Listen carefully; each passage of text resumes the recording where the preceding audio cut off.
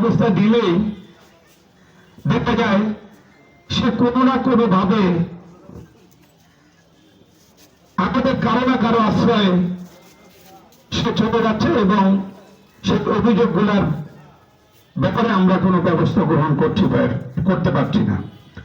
আবার এমন কিছু ওয়ার্ড আছে যেখানে যারা এই সামাজিক অপরাধের সাথে সম্পৃক্ত, তারা বলছে যে আমি মহানগর বিএনপি করি না।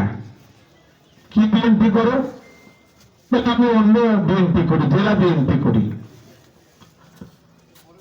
আমাদের মাইগঞ্জের একটা ওয়ার্ড, 29 নম্বর ওয়ার্ড, সেখানে অনেক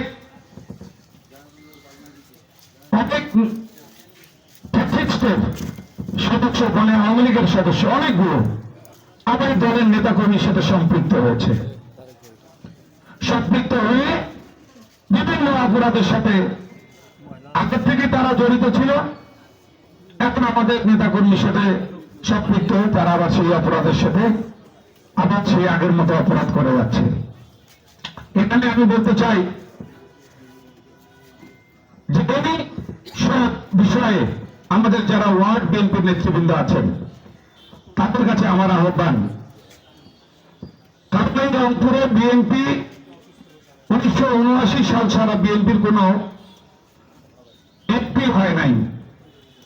মূলত দূরের কথা, এই 42-43 বছর বা তারও আগে 79 সালের পর থেকে প্রায় আমার মনে হয় 50 বছরের মতো হচ্ছে নাকি, 50 বছরে এখানে বিএনপির কোন জনগণের প্রতিনিধি আমরা তৈরি করতে পারি নাই, জনগণকে আমরা সম্পৃক্ত করতে পারি নাই।